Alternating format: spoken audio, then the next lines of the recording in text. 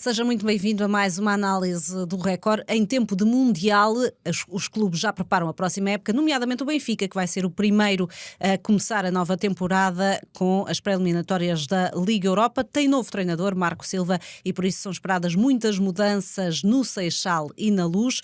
O Luís Pedro e também o Filipe fazem-me companhia nesta análise. Olá, muito bem-vindos.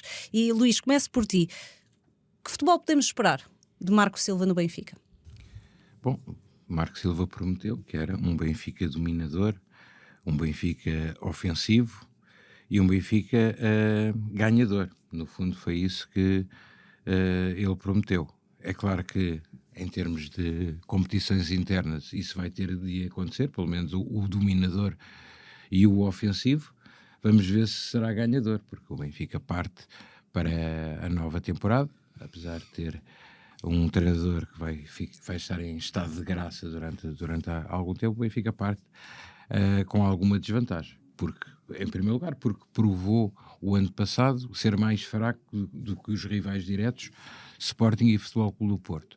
O Futebol Clube do Porto está, por aquilo que nós sabemos, a fazer contratações cirúrgicas, também não precisa de mais, porque a equipa deu boa resposta o ano passado, e o Sporting, pelo menos eu diria, praticamente em termos de entradas, já tem um mercado praticamente feito e se calhar há 2 ou 3 semanas, portanto, vai muito adiantado.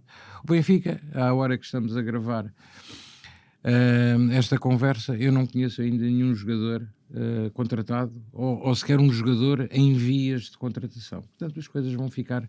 O Benfica vai ficar...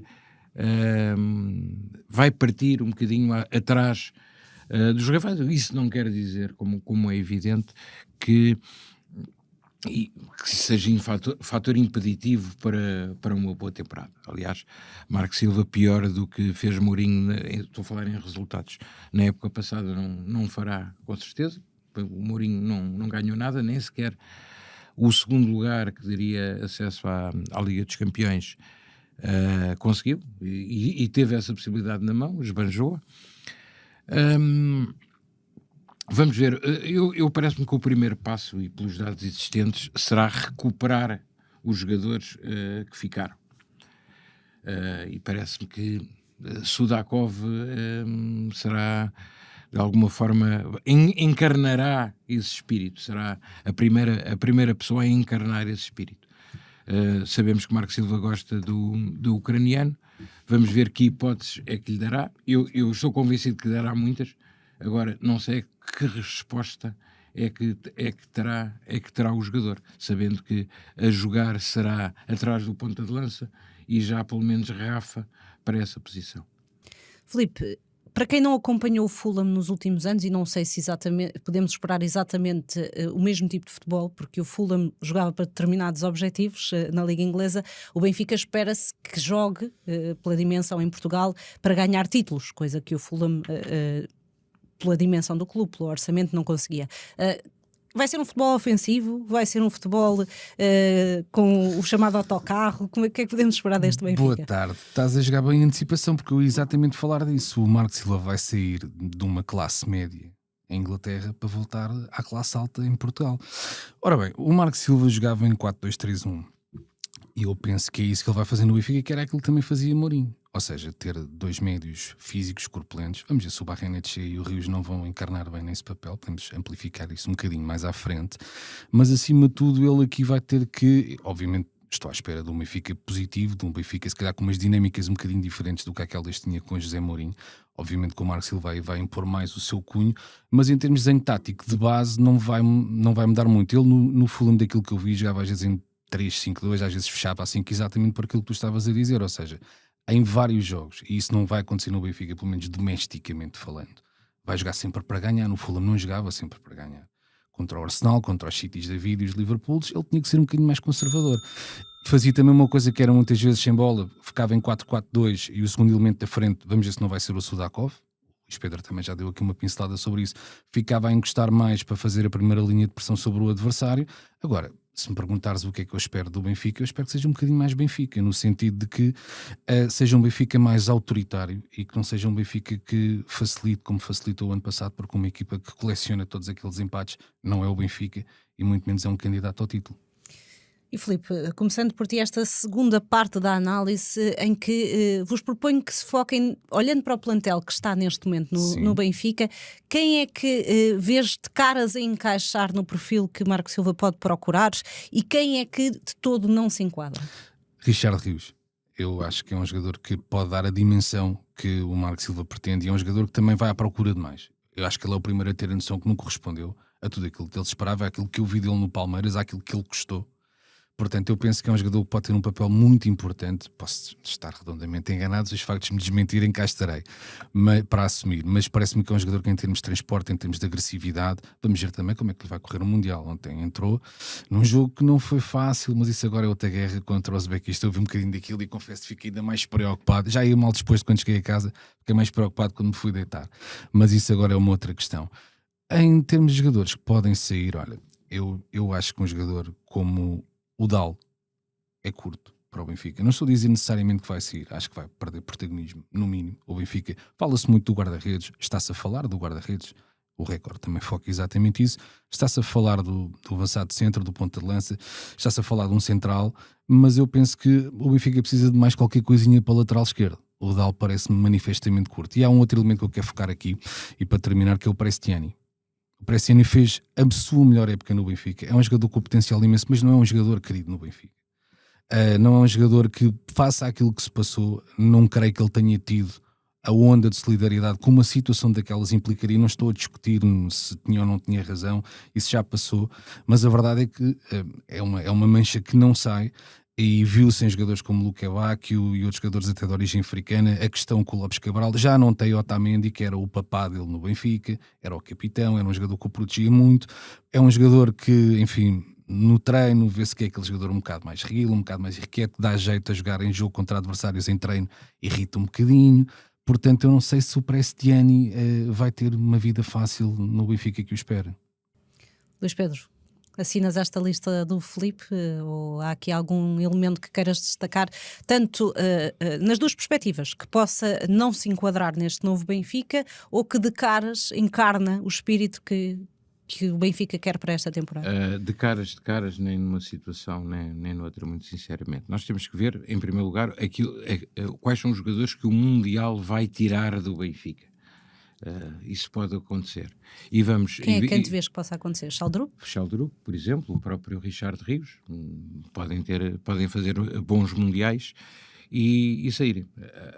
O facto é que Noruega e Colômbia já jogaram e nenhum deles foi titular, o que poderá indiciar que não terão grande valorização. Depois, o Benfica tem que, obviamente, colmatar uma lacuna que é uma grande lacuna neste momento, que é o facto de haver um central disponível. O Benfica regressa daqui a uma semana, já está a trabalhar para a nova época. Há um central disponível, que é António Silva. Depois virá Tomás Araújo, não sabemos quando. Esperemos que o mais tarde possível, que isso seria bom sinal para a Seleção Nacional. E depois, aquilo que nós sabemos é que há miúdos da equipa B que vão ter de estar no arranque dos trabalhos, nem que seja para fazer número, não é? O Benfica precisa rapidamente, e eu volto a frisar, daqui a uma semana começa o trabalho, precisa de contratar, nem que seja centrais. E há aqui um aspecto, já agora, um parênteses, um aspecto muitíssimo importante. O Record já tinha noticiado e Rui Costa, de alguma forma, também confirmou isso julgo que foi na véspera da apresentação de Marco Silva. É que o Benfica não quer contratar, ou vai evitar a todo custo contratar jogadores que estejam nos mundiais. Portanto, a margem de... Os alvos já não são assim muitos, não é? É claro que pode haver sempre um inglês que não tenha sido selecionado, um francês que não tenha sido selecionado, mas um nigeriano que não vá ao Mundial, etc. As coisas não ficaram... o Benfica não ficou aprisionado por esse princípio, mas o mercado já não é o mercado completo, já é um bocadinho disponível do mercado. E o Benfica, sendo assim, acho que mais importante se torna, mais necessário se torna começar a contratar já. Eu concordo, além da questão do central, que parece-me que é mais do que óbvia. A questão do ponta de lança, não me parece que Pavlidis dê já lá vamos ao tranquilidade. ponta de lança. E há a questão que o Filipe aflorou do lateral esquerdo.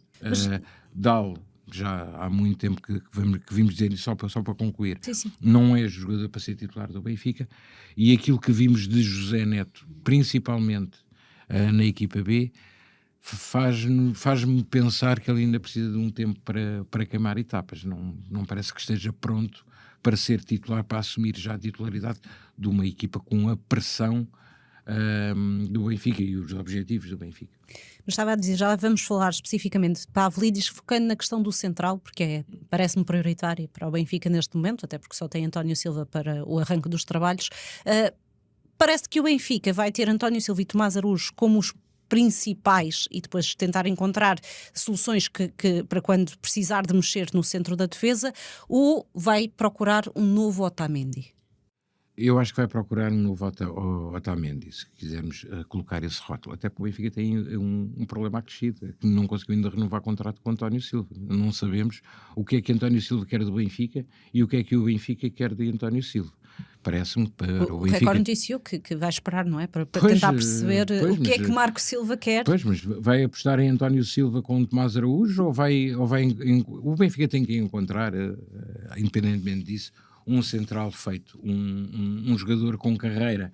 Não quer dizer que seja um Otamendi, se calhar um bocadinho mais novo, se calhar não tão importante, não vai conseguir contratar, obviamente, o capitão da seleção argentina, ou da seleção brasileira, ou da seleção francesa, não é? Não acredito nisso, mas vai ter que arranjar um jogador para ser titular indiscutível e para comandar a defesa. Pelo menos... num mundo perfeito teria de ser assim. E depois, até porque há aqui um problema de recursos humanos, de falta de recursos humanos, vai ter que encontrar com certeza outro, se calhar mais jovem, para ser uma aposta, diria, a médio prazo. Ficar só com Tomás Araújo e António Silva é curto. Não é que eles não tenham qualidade, mas o Benfica não joga sozinho, não é? Joga contra, em Portugal, Sporting e Futebol Clube Porto. Vamos ver o que é que o Braga dá na próxima temporada, e já foi assumido que quer lutar pela vitória, pela conquista da Liga Europa. Parece-me curto.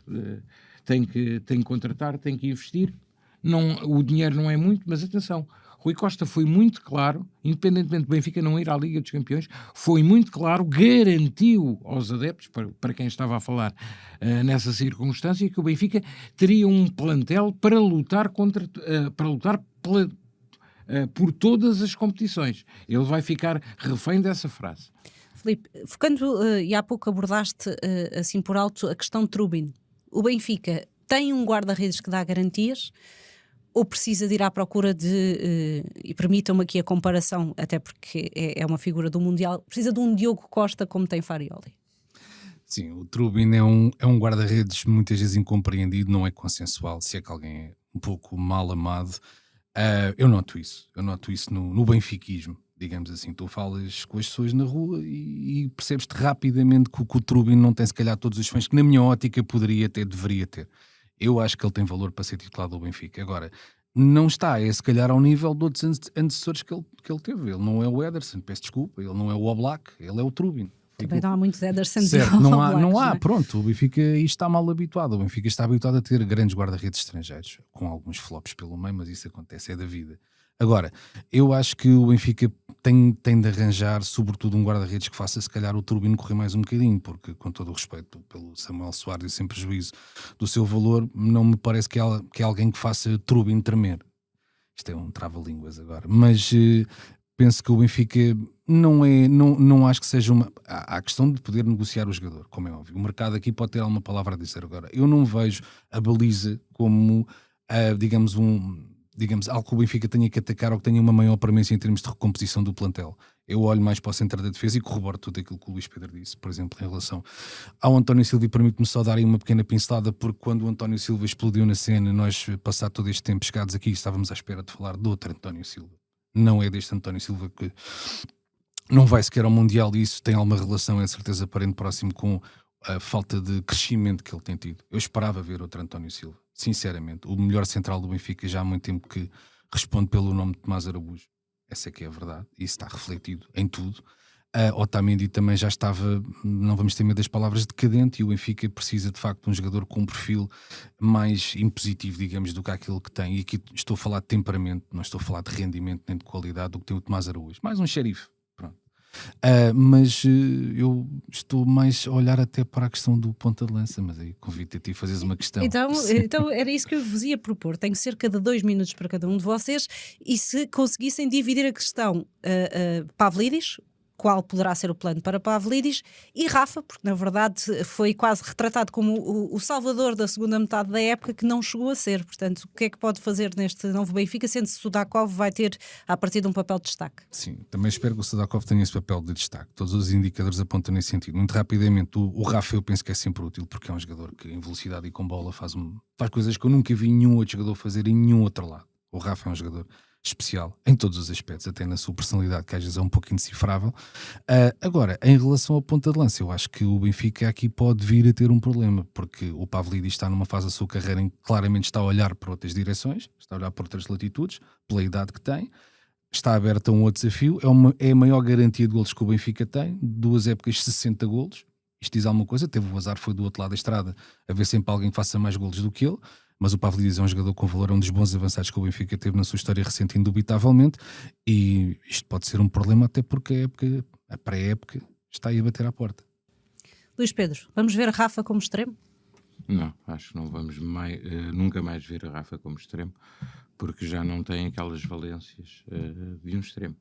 E não só os últimos tempos na Turquia provaram isso, como a utilização que Mourinho lhe deu também no fundo prova isso.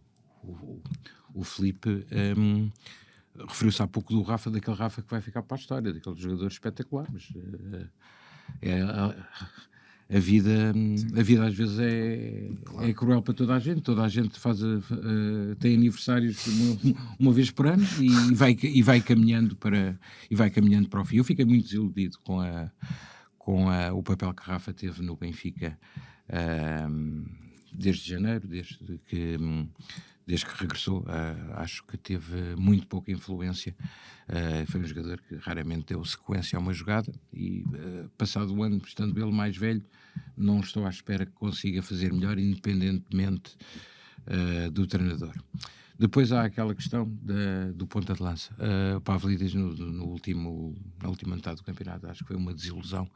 Acho que é um jogador que parece cada vez mais que já não está com a cabeça no Benfica.